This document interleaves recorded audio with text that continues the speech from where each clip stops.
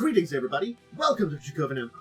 Are you ready to dive back into the worlds and planes of Magic the Gathering with me, your host here today? I hope you are, because we are heading to Mirrodin, or New Phyrexia, or, well, it doesn't exist anymore. But we're revisiting it historically in the second block, first set of it, Scars of Mirrodin today. So if you're ready to join me in this guide and exploration of it, I can have us planeswalk from the Blind Eternities to Mirrodin of the past, and we can explore it from the Scars block. Your host here, and can open the gate and lead you there. Take my hand. Remember to tip me with liking, subscribing, and let me know what you think of this video. What was your experience with Scars of Mirrodin?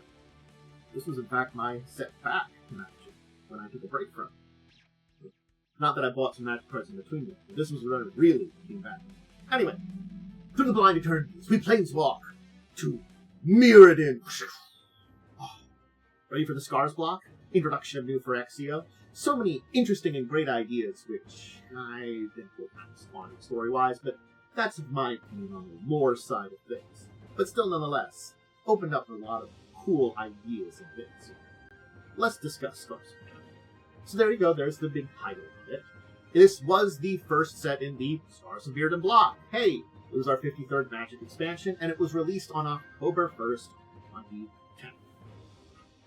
It has this corrugated hex plate, which harkens back to Glimmervoid, and we'll talk about that. Mark Rosewater was the lead designer, with Mark Turian as the lead developer, Jeremy Jarvis the art director. Of course, it's like Mirrodin. It deals with poison counters, -1/-1 counters, artifacts, with the keywords which include a lot of new ones and some returning ones, Infect, Proliferate, Imprint, Metalcraft.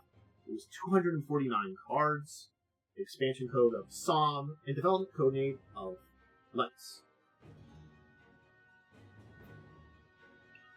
Now here we can kind of talk about what the expansion symbol represented. The Glimmervoid, the little things that, the little hexes that's made off of. Scars itself, though, also had 249 cards, as I said, with 101 commons, 60 uncommons, 53 rares, 15 mythics, and 20 basic lands. It did have a randomly inserted premium version of cards, 8 foils, and yeah. We do see kind of the Glimmervoid in Scars, but really, this old version of it that you see in Mirrodin set, from the original block, does give you a good view of why we had that hex plate as the symbol. So we're returning to Mirrodin plane, which last seen in the Mirrodin block. It's an artificial plane, deals with artifact cards, relates to artifacts. Artifacts are mechanically and thematically pretty big here. Here's a Paldanium mirror to check out here.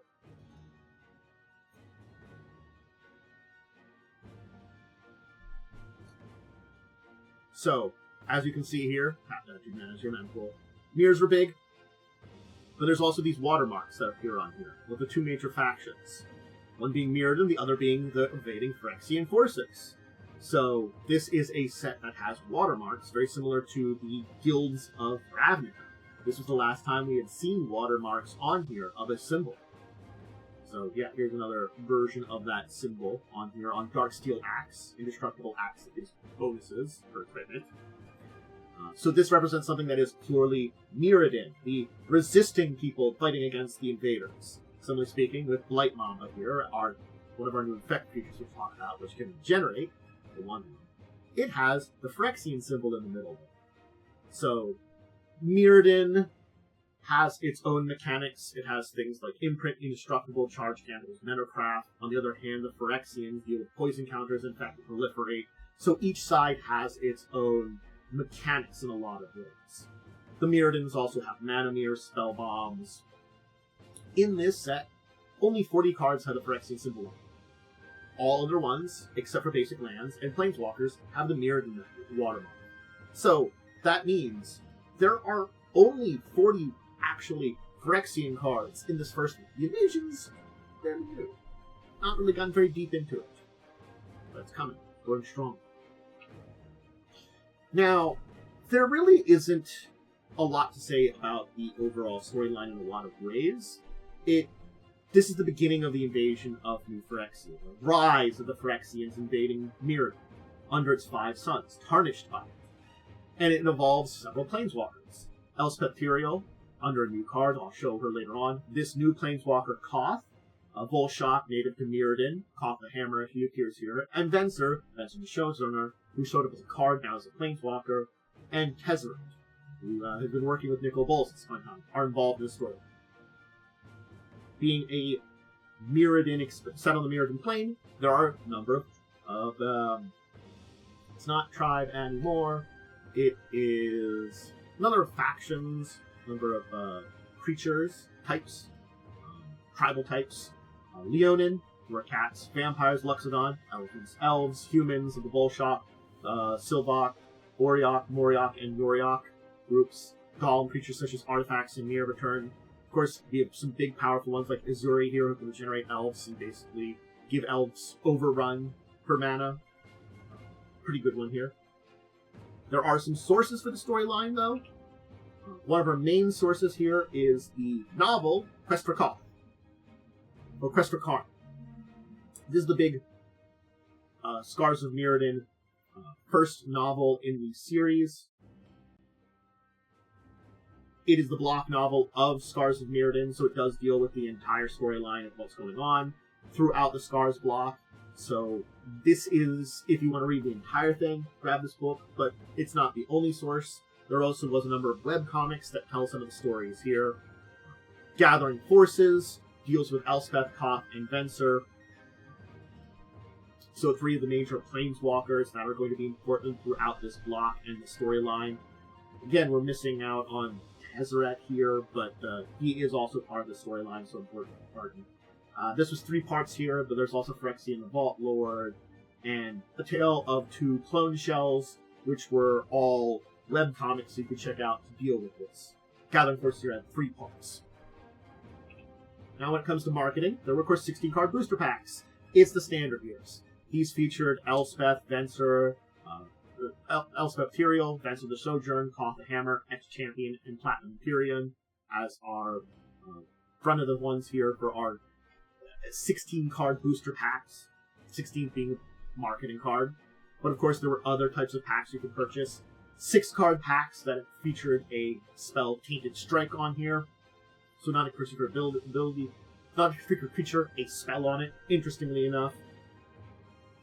Oh, and I did forget to mention, the Quest for Karn was written by Robert B. Widgery, just to shout out the writer of that novel.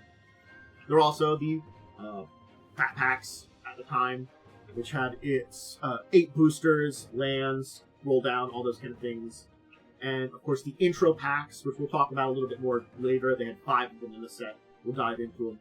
Also important to note, there was a preview event before even the pre-release at PAX.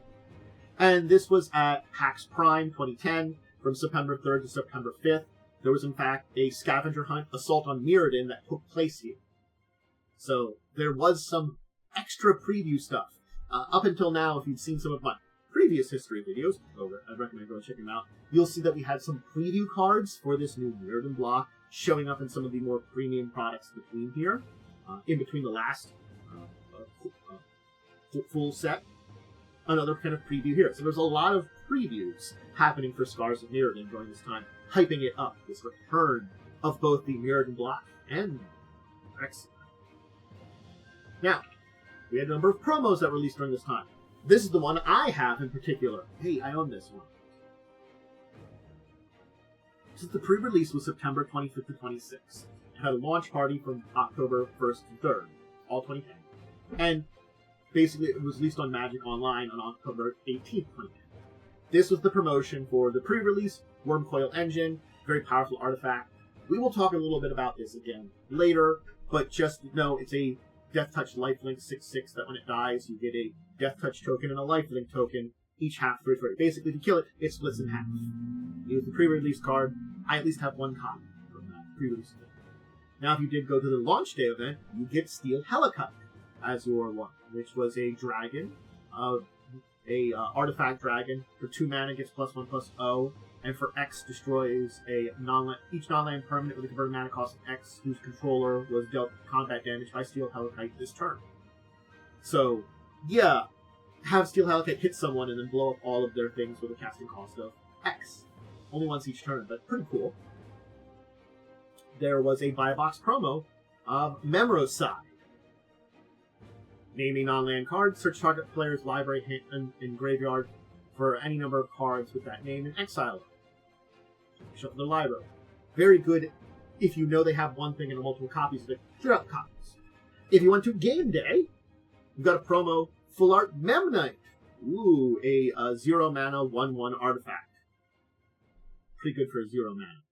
And if you finish top 8, you get a Full Art Tempered Seal, which had artifact creatures you control get +2/+2. We'll talk about both of those in the future again, a little bit. But they were pretty good things here. Now, our 16 card. Other than our possible being a foil of some kind of card, it was also possibly Tip or Trip, or a token.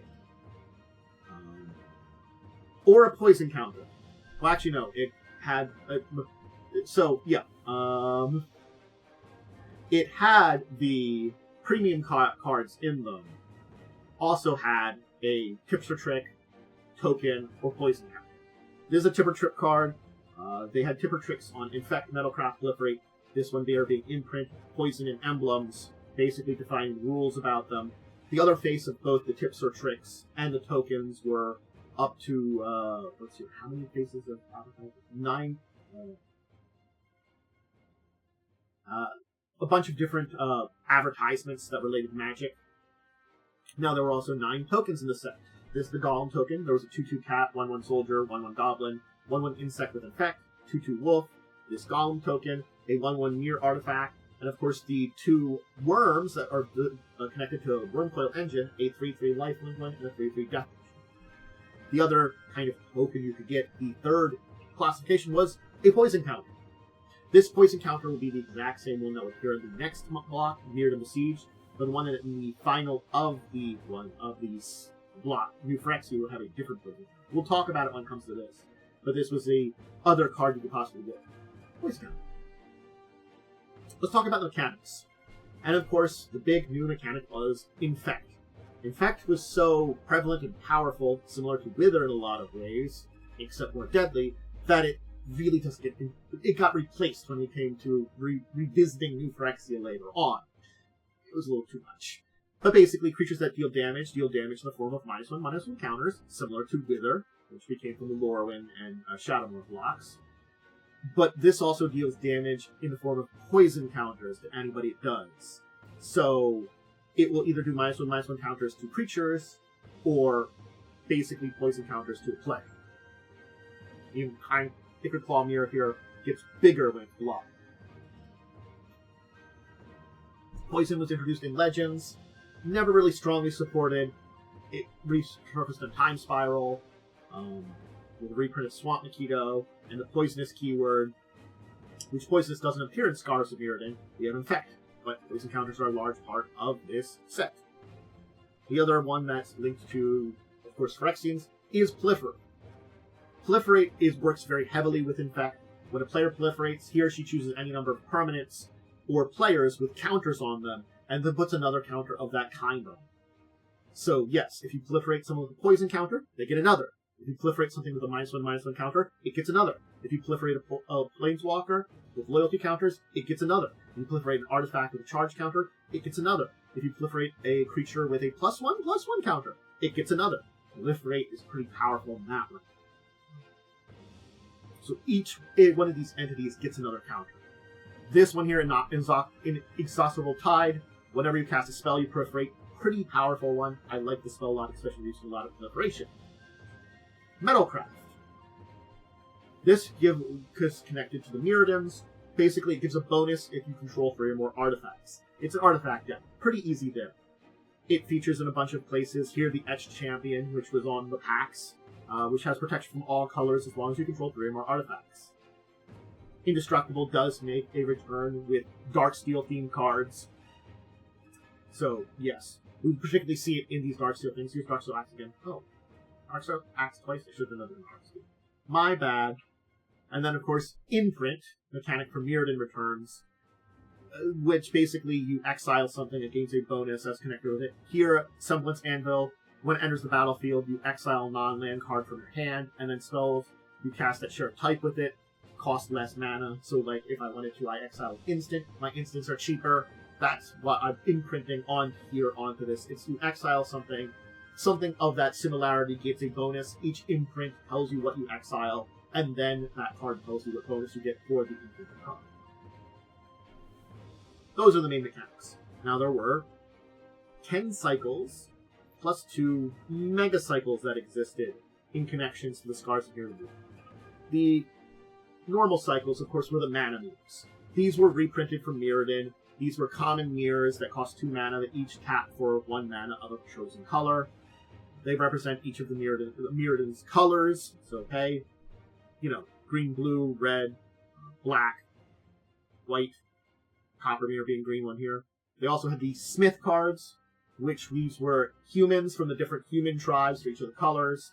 And these human artificers each create effect when a controller casts an artifact spell. Mirror Smith here gives you a 1/1 colorless mirror artifact token if you pay 1 mana and you cast artifact spell. Cast an artifact, pay a little extra mana, get something. Each of these has a similar ability. When you cast an artifact spell, you got something. There are the replicas, which were basically creatures that were each connected to one of the human tribes: Orok, Murok, Moriok, Bolshok, Silvok. These can be sacrificed after paying a form of colorless mana and color to get an effect. Moriok replica here is you can draw 2 cards and lose 2 life by sacrificing it. Very Sign in Blood. There were the color-aligned artifact creatures. A cycle of creatures that have colorless cost, but an activated ability of 1 mana of one of the 5 colors. The white one's a little different in there, that it isn't always an artifact creature. The rest of them are. The Glutahawk Idol becomes a creature, isn't always one. But the rest of them filled this here. The Soliton here gets to be untapped for a blue mana. So if you give it a ability to tap to do something, you spend a lot of blue mana to untap it. It can combo in some things. That's why I like to mention this here. We also had a cycle of Spell Bombs. They're artifacts that tap and sacrifice to create an effect. Its owner can pay 1 mana of a specific color to draw a card when these artifacts are put in the graveyard. So in this case here, 2 mana, tap it, sacrifice it, search your library for a basic land card, reveal it in your hand. But if you paid a green, if it was put in the graveyard from the battlefield, you could pay a green mana to draw a card. So yeah, each of them was connected to a color that you could then pay a mana to get something else, to draw a card when you use it. So each of the spell bombs, sacrifice it, either tapping and sacrificing, sometimes paying mana to do it, in the case of Horizon here, and just pay that extra mana to draw a card.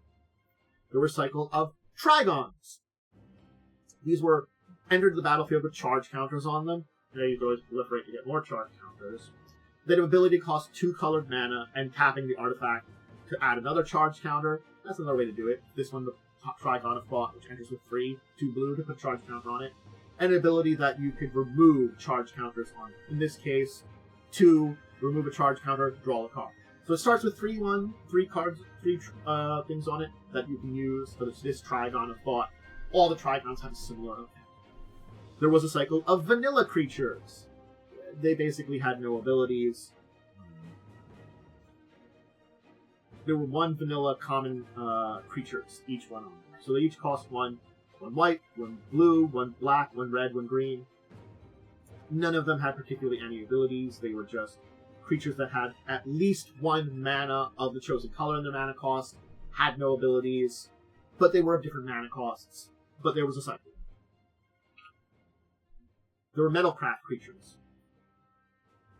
Common creatures with Metalcraft, no other abilities, each of different Mirran races. In the case of the Bleak Coven vampires, they're vampires. There was a Videlkin, a Luxodon, a human for Berserker, and of course an elf that were part of this group. This one here, I thought was one of the better abilities for the common ones. Gives you 3 more artifacts. When it enters the battlefield, target player loses 4 life, you gain 4 life. Especially if you can blink this thing, it makes it pretty powerful. There was a cycle of 1 mana spells. Tainted Strikes in amongst them, we'll talk about it. But there's a whole bunch of these 1 mana spells. They're basically a cycle of commons that, for one mana, have an effect. until end of turn. They do happen to be between both instants and sorcery. Some Assault Stroke here does tend to be a sorcery. All the other ones are instants, keep in mind. This one, target creature gains double strike until end of turn. There was also one final non-colored cycle, and these were fast lands. A new set of allied tap lands that had a twist that they could enter if untapped if you played them the first few turns. So they were allied tap lands that could possibly come into play untapped. A lot of allied tap lands up now, other than some of the more rare, expensive ones, come into play tapped. This one, hey, if you have very few lands, doesn't. I'm seeing the Seachrome Coast here, but basically it's the between two regions here. You don't see a lot of reprint. We'll talk about it a little bit here, just for some reasons. Now, the two mega cycles, they're really connected to other groups. One of them is connected to the old Mirrodin block, and one is connected to, well, Phyrexia All Will Be One. Basically, there's a mega cycle between the Spell Bombs and the Skull Bombs of Phyrexia All Will Be One that we wouldn't see it evolving into a mega cycle until later on. Hey, there's a mega cycle that we're at the start of. We have the Spell Bomb cycle and the Skull Bomb cycle. So Skull Bomb here, tap, sacrifice it to draw a card, or sacrifice it to do an effect. So it's very similar to the Spell Bomb that we talked about before, except this one, you either draw a card or do it. So yeah.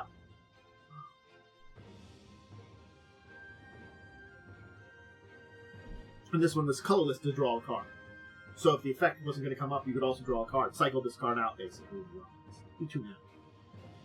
Still, you could cycle it out. That was one of the mega cycles. The other one links back to the original Mirrodin block. There was a cycle of 4 towers back in the original Mirrodin block. All from Mirrodin themselves. Tower of Eons, Tower of Fortunes, Tower of Murmurs, Tower of Champions. Tower of Calamities, introduced in Scars of Mirrodin, completes the color cycle. Each one is linked to a specific color. This one linked to red. For 8 mana, you tap it and deals total damage to a target creature. The other ones were linked to different colors with their abilities. Again, these are rare artifacts that cost 4 and have an 8 tap ability. They're affiliated with their abilities towards certain colors, so this was the one that was affiliated with red with its type of color it has. But yes, each one was affiliated with a particular type of ability. The white one gained life, the blue one drew cards, the black one put cards in your graveyard, the green one made a creature bigger, but none of them are colored. They all still cost 4 mana to cost, 8 in tap. Let's talk reprints. Yes, reprints. We've reached that point in time. So there were 11 cards actually reprinted in this set. 8 of these had been previously in Mirrodin, which includes the Cycle of Mirrors. Talk about that. There were a couple that were not in... that did not appear in the first Mirrodin book. So keep that in mind, too. So 11 reprints, 8 had been in Mirrodin, and 2 were the only reprints that did not appear in the first Mirrodin. So the rest here had been in Mirrodin, in the block there, but was first seen in Marcadian Masks, or first reprints. We had Bloodshot Trainee. This is one of the 2 that weren't in Mirrodin, first printed in Future Sight. We got a return here. Disperse was the other one that wasn't in the Mirrodin block. First printed in Morningtide, will return non-land permanent to its owner's hand. I probably should mention the rest of it. Enchanted creature can't attack, block, use active ability. Bloodshot Trainee deals 4 damage to our creature, and only if its power is 4 or greater. Hey, get it bigger. Mindslaver. This was first printed in Mirrodin, where it was a rare. It's a mythic rare now, where you tap 4, tap it, sacrifice it, and you take control of target player's turn during that player's next turn. You steal a turn for it, which can screw them over. Shatter was a reprint. We last saw this in Magic 2010, but this goes back even as far as Alpha, so it's a very old printing. Similar to the rest, it's got a lot of history to it. Destroy target artifact.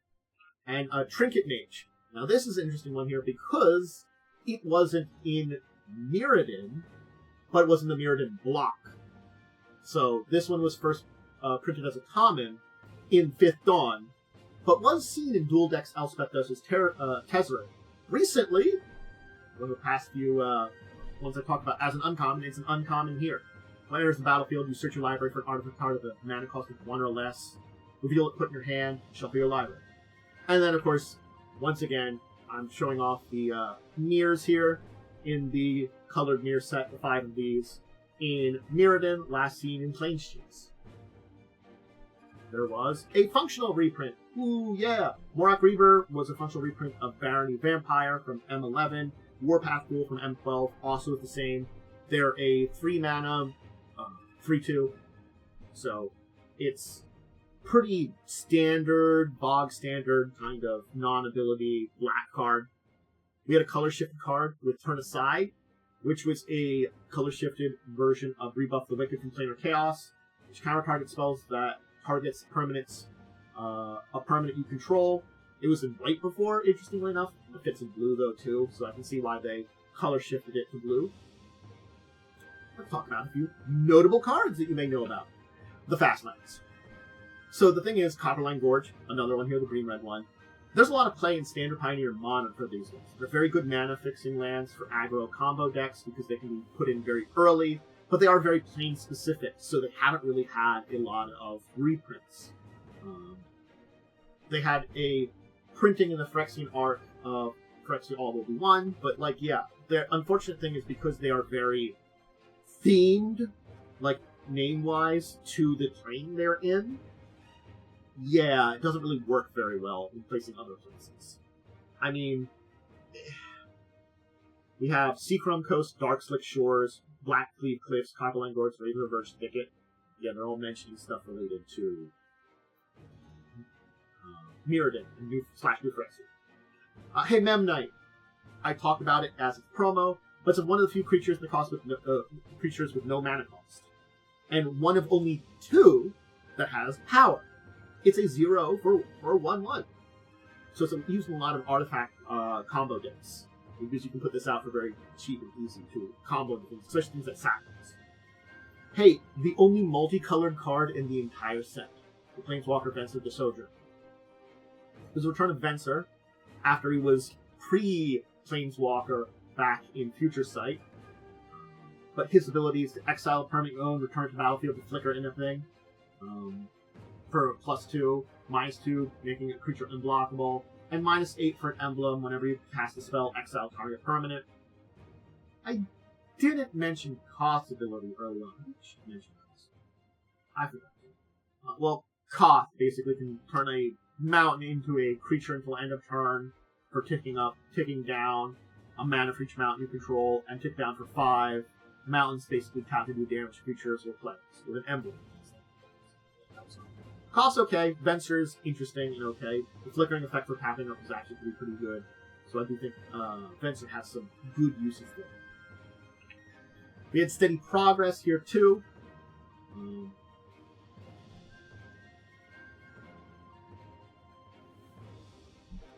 Basically, this leads up to a lot of the Phyrexian invasion of the multiverse.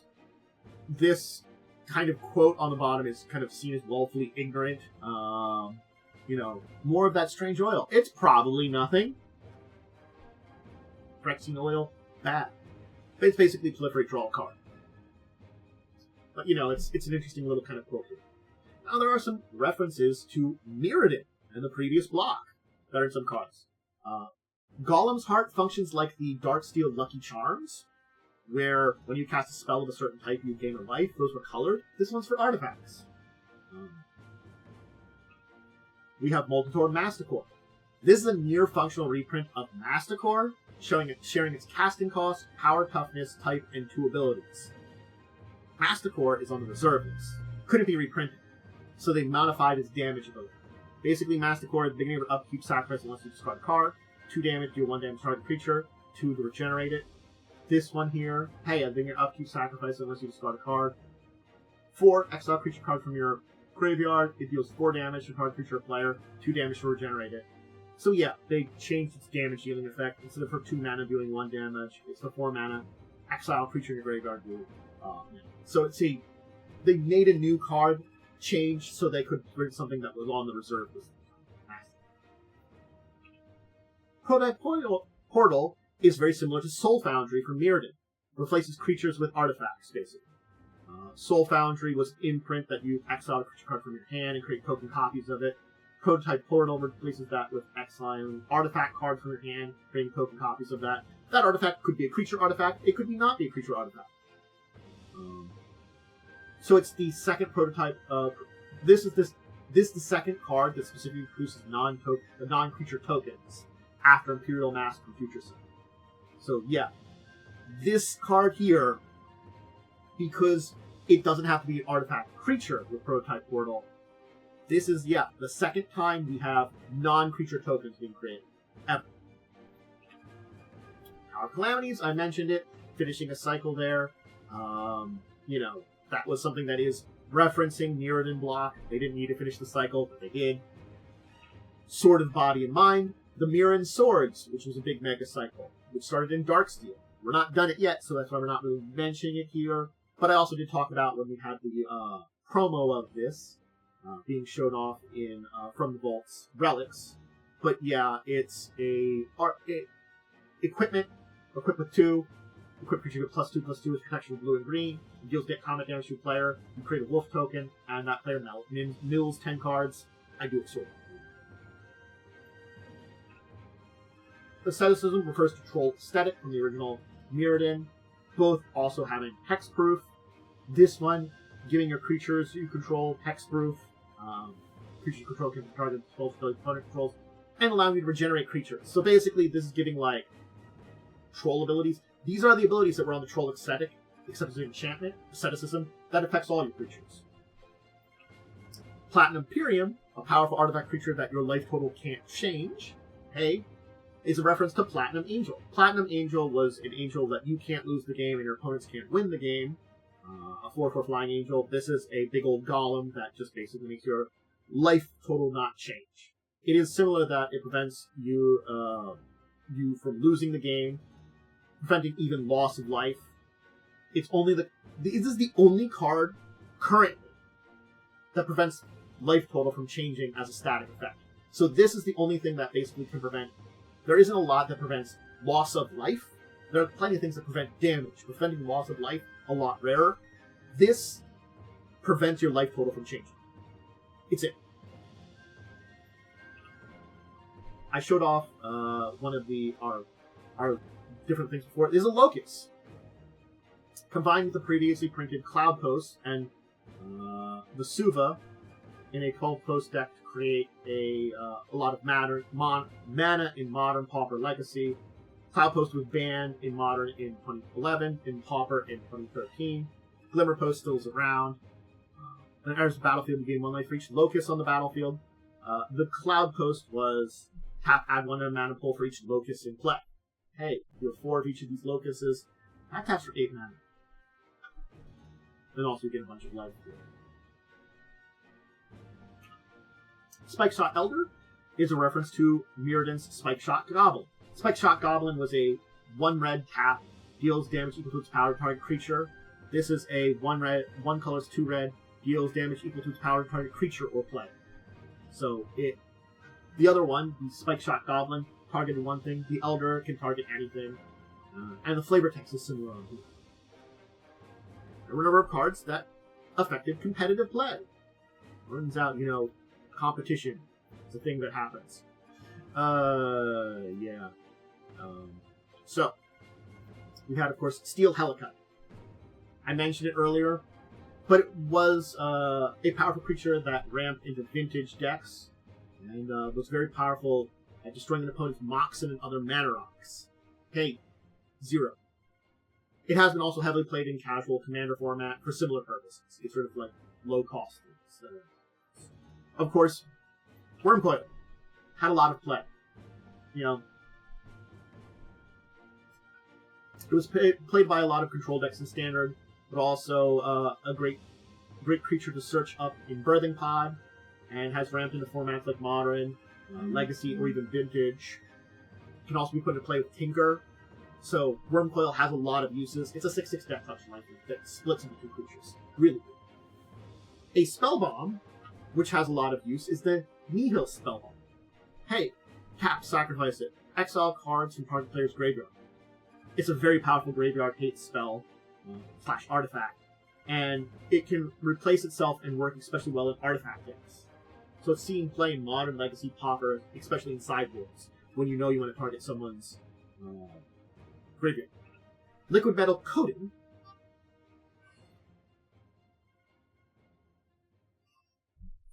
didn't really see a lot of play. It was kind of innocuous. Target creature becomes an artifact issued with other types until end of turn, until Karn the Great Creator was printed. That Planeswalker has activated abilities and artifacts your opponent control can't be affected, and kick up 1 until end of turn, up to 1 target non-creature artifact becomes an artifact creature with power toughness, and kick down 2, reveal an artifact card from outside the game, and choose a face-up artifact card you own in exile, put that in your hand. Basically, it enabled a play power of fetching the coating out of the sideboard and using it to turn opponents' lands into an artifact, then using Karn's ability to turn that land into a creature with 0 of toughness and destroy them. That was the combo. So Karn the Great Creator comes into play because getting stuff from outside the game, your sideboard, grabs that, turns into a land, kicks up 1, land dies. You keep taking with 1 until lands. Need an Arbiter, who players can't search libraries. Any player may take 2 for that player to ignore this effect until end of turn. Yeah, it's basically a hate bearer or tax decks in Modern, Legacy, and Vintage, and can slow down a lot of tutored decks, in particular power combo pieces. This can be debilitating on people that are trying to build up their mana base through searching, kind of preventing fetch lands and other stuff from being very helpful. Revoke Existence, which is a sorcery. One of the reasons it's not better than Disenchant, for the same cost, is instant. Disenchant is an instant destroy target artifact enchantment. This is a sorcery exile a artifact enchantment. So it is a stronger version of Disenchant in many ways, but it's a very sideboard pay where it's legal, because again, it's a sorcery, it's a slower speed, you can't do it in response to something, you have to make plans with it. So there's still advantages to Disenchant. Galvanic Blast, which deals 2 damage to target creature or player. Or, if you have Metalcraft, 4 damage to that creature or player instead. So, in a way, if you are in a more deck where you can get Metalcraft out, it's a very strong burn deck. Stronger than Lightning Bolt. So, it's a very good burn card in artifact decks, especially Modern and Pauper red artifact decks, focusing on a little bit of damage. Ratchet Bomb is an answer used by numerous mid-range decks across Pioneer, Modern, Legacy, and Vintage. It's strong against decks that have a lot of free artifacts or tokens and can destroy the turn it comes to play. Basically put charge counters on it and sacrifice it. Destroy each non-land permanent with a converted mana cost equal to the number of charge counters on Ratchet Bomb. You can nuke a bunch of things. Kudatha Rebirth is one of the more effective token boosting spells in the game. Until you're casting it, you sacrifice an artifact. For 1 mana, you put 3 goblins in play. Pretty good. So in artifact decks, really great. And has some pretty good combos with aggro Pauper. Mimic Vat, which has an imprint ability, is a value engine, heavily played across a lot of different types of standard decks that could use it during its time period. So it was pretty big in standard. Whenever a non-creature creature is put in the graveyard from the battlefield, you may exile that card. If you do, return each creature card exiled with Mimic back to its owner's graveyard. So basically, you can put its imprint can switch. Is a good way of saying it. So anytime a non-token creature goes to the graveyard, you can imprint that instead and return the other one. And you put tokens into the battlefield that's a copy of the exiled creature. It gains haste, exile at the beginning of the next instance. Grand Architect. It was the face of numerous standard decks and combined with other blue creatures to ramp out large artifacts and play aggressively. Blue creatures you control get +1/+1.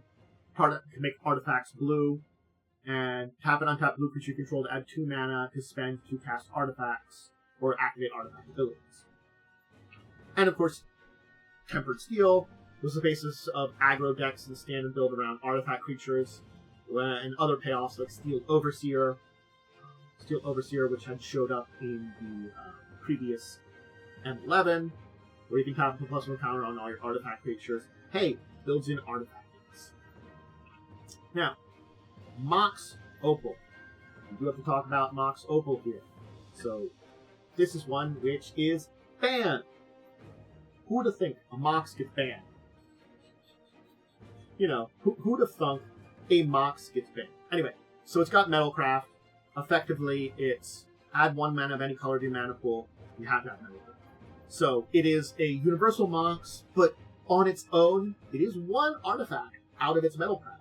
You just have to have 3 artifacts out to activate it, tap, and hold that. It's an installment of the Moxen. It was eventually banned in Modern in January 2010, or 2020, after a decade in play. It has actually been recently unbanned. In December of 2024, basically, it got unbanned to fight against some other strategies that built it up, and basically even out Modern at that point in time. It being a very powerful value engine was the reason after a decade it was eventually banned, and, you know, so much in there. Now it's back. It was used in other formats, of course. It's Moxen, anywhere it's legal, you know, but it was for about 4 years banned in Modern. Now some other cards I do want to talk about with everybody. Cool, yeah. These are some other cool cards I think are very neat in this set. Argentum Armor is an equipment for 6. Equip for 6, gives plus creature +6/+6. When it attacks, destroy permanent. And if you cheat on this armor onto a creature, it only costs you 6 to put out, and then it gets +6/6 and you destroy permanents. Pretty good. We have Bellowing Tangleworm. In Intimidate, this creature can't be blocked except by artifact creatures and or creatures that share color with it, and all of the green creatures you control have Intimidate. So it's very value in a green deck, especially if you're fighting non-green things, and especially non-artifacts. Bluntly Assault. It's a fog-based effect, preventing all combat damage dealt in a turn. But in this one, being a little bit more expensive at 4 mana, you gain 1 life for each creature on the battlefield. So you gain a bunch of life, but you also then do a fog effect. Carrion Call. I think it's an interesting one because it puts the two green 1/1 insect creatures with infect on the battlefield for 4 mana. It's an effect kind of stuff. Chimeric Mass.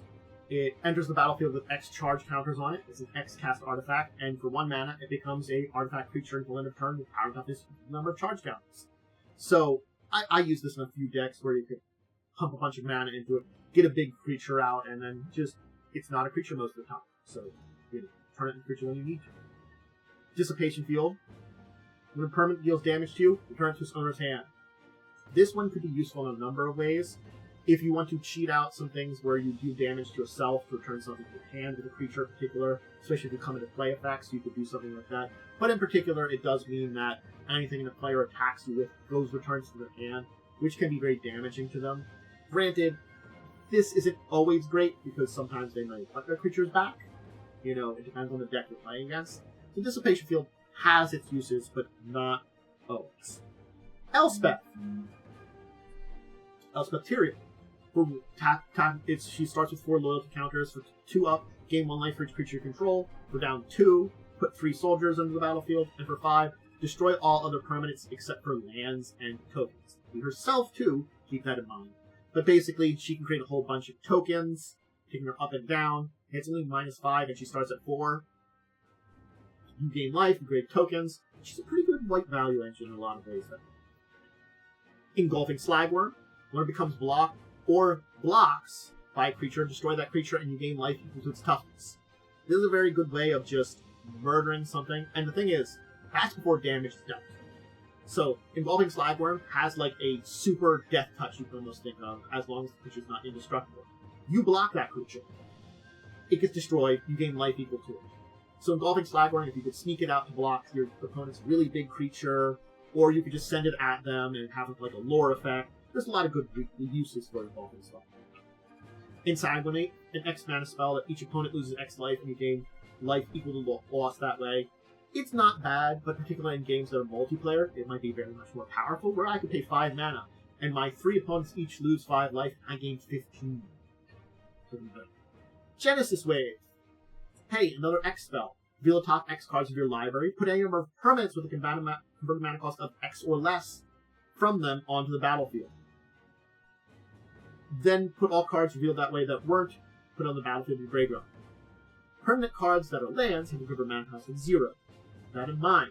Hey, so that means I reveal X cards, any instant sorcerers go away, but Genesis Wave can get a whole big thing of cards off, especially the green deck, where you can ramp it up pretty well.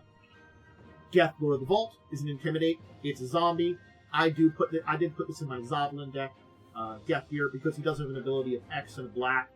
Put target artifact of each card with a converted mana cost of X from an opponent's graveyard on the battlefield under control. Then that player puts top X cards into their library from his graveyard. So you steal something from an opponent's graveyard, and then mill them, so more things come into the graveyard, so you can steal more stuff. Geth is mean. Basically, it's a value for stealing. Reason why not. Grind Clock, put a charge counter on it, and tap. Target player puts X cards from his or her library into their graveyard, X number of charge counters on it. It's a mill end. You can basically tap it and build up its mill abilities, and then start milling people for larger numbers. And hey, in the Mirrodin set, where Proliferate exists, you just put extra charge counters on it after the first, and Proliferate up more. Yeah. Indomitable Angel is a 4/4 flying angel with Metalcraft that gives your artifacts Shroud as long as you have 3 or more artifacts, which can't be part of spells or abilities. It's not hexproof, it's Shroud, so even your own can't target them, but still, nonetheless, it's a good artifact protection in a lot of ways. Infiltration Lens is an interesting one, because whenever a quick creature comes block, they draw 2 cards. Basically, you put this on something your opponents will want to block, effect creature, a creature that has an effect that when they deal combat damage to an opponent, and even if you don't hit that opponent, you get 2 cards. It has some value. I like Infiltration Lens. Kemba Ka Regent, good for cat decks. At the beginning of your upkeep, you put a 2/2 white cat into creature token onto the battlefield for each equipment attached to it. In a cat equipment deck, then you put a bunch of equipment on Kemba. You get a whole bunch of cats out there very quickly and efficiently. Kodolth the Forge Master, which allows you to sacrifice 3 artifacts and search your library for an artifact card, put it in the battlefield. This isn't as good as an effect like Tinker would be, where you sacrifice 1 artifact and get another. But if you're creating a lot of artifact tokens, this is a creature that can repeat the effect. So Kodolth the Forge Master does have some uses in artifacts. Lux Cannon, put charge counters on it, and then remove 3 to destroy a permanent. Kind of a nuking kind of effect. Interesting there. Again, charge counters, proliferate, works a lot in this set. Riddlesmith, one of the smiths, when I was talking about that one. This one, when you cast artifact, you may draw a card. If you do discard a card, it does give you cycle. If you have some things in your hand, you cycle them out. Not particularly bad. Shape Anew. Control target artifact sacrifices it, and then reveals cards from his or her library and pushes an artifact card, puts it in the battlefield, shuffles all revealed cards of the way into the library. Basically, you could do this to yourself. The big thing is to do this to yourself. Get rid of a token, and then just get another artifact from your deck. Shape Anew, as much as it could be anybody, it could just be yourself. Because those all cards get shuffled back in the library. Especially if you search for them.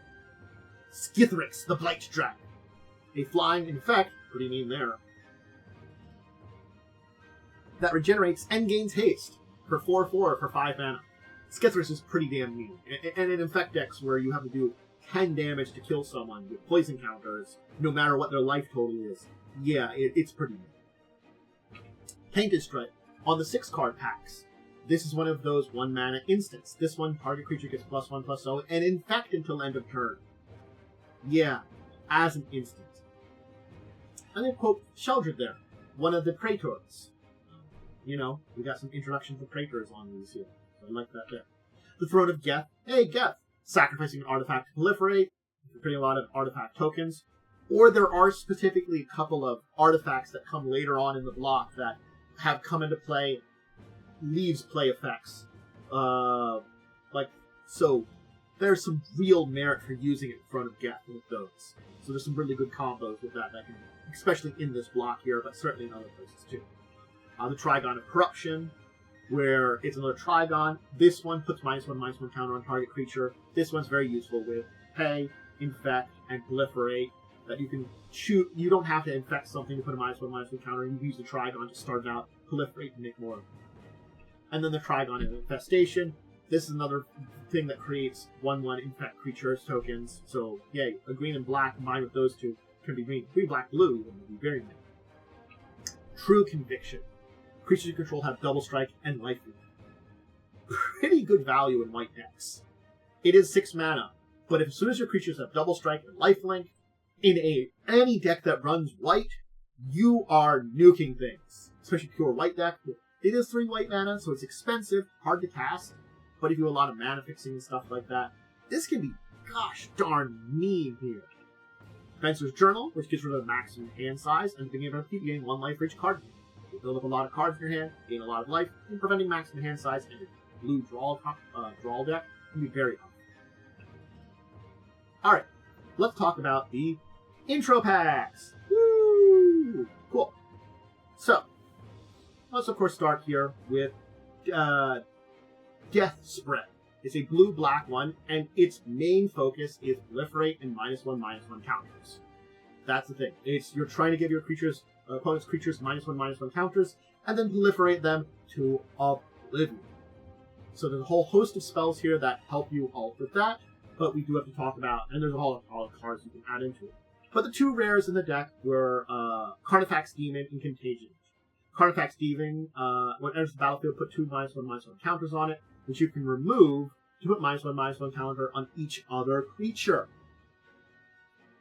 Proliferate, you can keep putting -1/-1s on it, and then to play black mana to keep removing them to nuke everything else in existence, and have it the only creature. And then Contagion Engine, which is just neat. When there's a battlefield, put a -1/-1 counter on each creature target player controls, and then for 4 mana, you proliferate, and then proliferate again. Contagion Engine is my favorite proliferate effect, and anywhere I put in any kind of proliferate, I put in Contagion. And it was one of the cards in this starter pack. Metalcraft. It's red-blue, and it features Metalcraft. Hey! It's basically taking advantage of having 3 artifacts on the battlefield. Things like Galvanic Black, Trinket Mage, Mem Knight are in this deck. There are some things you can probably add to, certainly, in here that would fix it. Things like... But, yeah. The 2 rares from this deck, of course, were Argent Sphinx and X-Champion. Argent Sphinx being a flying metalcraft that it can exile and return to the battlefield. It's flicker effect. Certainly, if you come into play effects, this could be very helpful for flickering the Ardent Sphinx in and out. And of course, X-Champion, I talked about it before, that has protection for colors. A returns here. This is the only pure color deck in the entire set of 5 intro packs. A white deck, the Mirror of Mirrodin. It's centered around, it's a white artifact deck that centers around Mirror. Hey! The point is to get a lot of Mirror here. Mirror Smith is very important. Some of the other Mirror that are in here, Gold Mirror, Paladin Mirror. There's a lot of things that could be dealt with in here that are very powerful. The 2 rares, in particular, are strong. Sunblast Angel is very deadly. When it enters the battlefield, destroy all tapped creatures. Hey, if your opponent had kind of launched some attacks on you, you nuke a bunch of stuff they have. And of course, Mirror Battlesphere. When it enters the battlefield, create 4 1/1 colorless mirror tokens. When it attacks, you can tap any number of mirrors, and it gets +X/+O until end of turn, and deals X damage to target player or planeswalker it's attacking. Yeah. So, you can make it big and nuke stuff. And that's creating a bunch of mirror, using things like the, as I said, like the Mirror Smith to get a bunch of mirror tokens while casting your artifact creatures. Yeah. There's a lot about creating a lot of tokens and using them to nuke. Get a lot of mirrors. Phyrexian Poison was a green-black that centered around Infect. You know, it's exactly what it sounds like. There's a lot of Infect creatures in here that can be pretty powerful. The 2 rares are things here. Hey, you could always add Strictness, which I mentioned, or Asceticism, Blight Mamba. Blight Mamba isn't even in this deck. You can add it in here and improve it so much. Putrefax was a Trample Haste Infect that you sacrifice at the beginning of the end step. It's 5/3, you can send it out there. And of course, the one I like a little bit better, which I put in my Infect deck, which I don't use very much because it's a Scars Infect deck that I made back during that time period. It's pretty mean. When you pull it out, you're just stomping on someone and kicking them in the nuts. Anyway, it's an Infect. Other Infect creatures get +1/+1, and when you cast a creature with Infect, you give someone a poison counter. Yep. I have a playset of these in that deck. It's awful. Yeah, I will confess. I'm not very evil.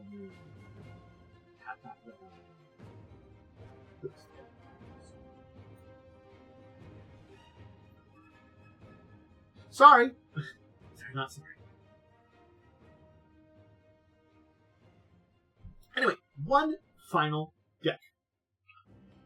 And this one's Relic Breaker. A green-black that was anti-artifact. Hey! It's artifact set. Of course there's going to be an anti-artifact thing. Get rid of equipment, turning to slag, Horde Smelter Dragon, shown there which we'll talk about, destroying a lot of things. There are a lot of other decks that target stuff, deal damage, and things like that could be in a set that could have helped out with this. But the two rares that were shown here were Horde Smelter Dragon and Necessity. Horde Smelter Dragon being a flying dragon that for 3 colors in the red, destroy an artifact, and it gets +X/+O until end of turn, where X is converted mana cost. So yeah, you kill artifacts, make Horde Smelter bigger, and you can do that while attacking. Asceticism, of course, I talked about, and it's very good, but, it does help here in helping you. And, yeah. There is the Scars of Mirrodin. An interesting block with a lot of cards to talk about, and I hope you enjoyed diving into me and learning all about it and its various cards. It actually has a lot of cards which I would recommend today if you're building certain types of decks. Especially artifact decks definitely have a lot of things in them. Proliferate's an ability that adding it into a deck can be very powerful, especially if you do a lot of counters and stuff like that. Even if something as deadly and interesting as the Contagion engine could be very good in a deck. You don't even have to do things with a lot of poison counters or Infect, too. Granted, there are still places that Infect are used and come us up, and that can be very mean.